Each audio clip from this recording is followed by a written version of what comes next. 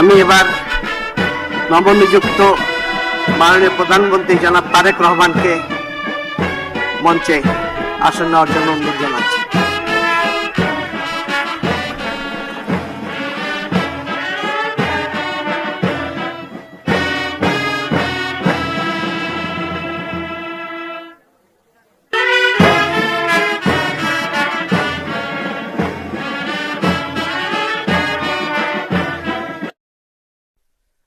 أعوذ بالله من الشيطان الرجيم.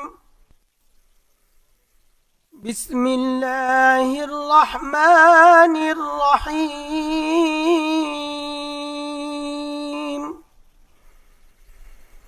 قل اللهم مالك الملك تؤتي الملك من تشاء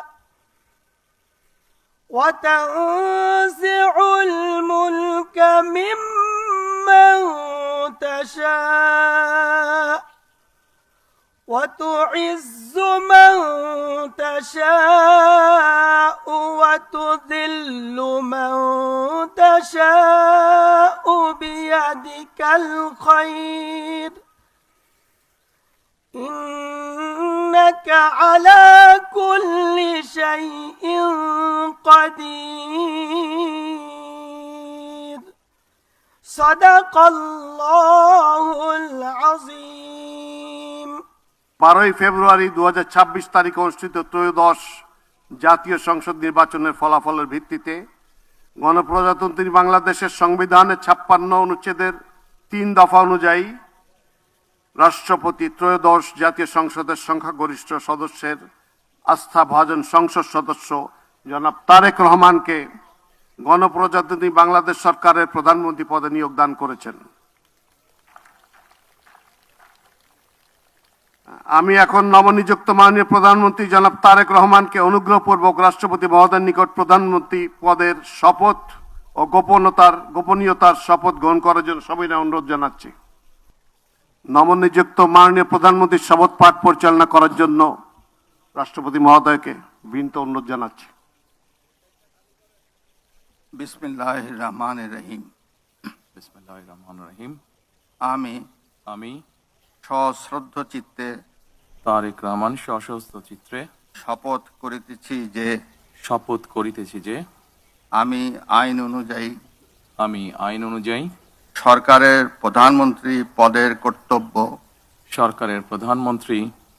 কর্তব্য বিশ্বস্ততার সহিত পালন করিব। আমি বাংলাদেশের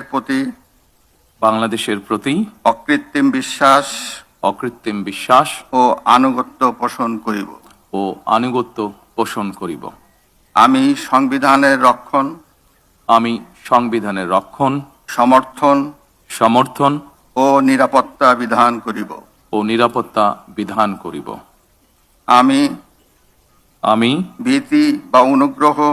ভীতি বা অনুগ্রহ অনুরাগ বা বিরাগের বশবর্তী না হইয়া সকলের প্রতি আইন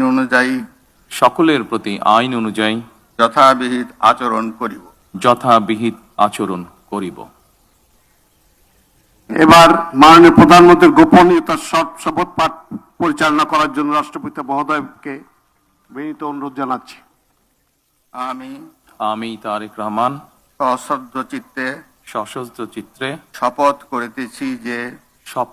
করিতেছি যে সরকারের প্রধানমন্ত্রী রূপে যে সকল বিষয় আমার বিবেচনার জন্য আনিত হইবে বা যে সকল বিষয় আমি অবগত হইব তাহা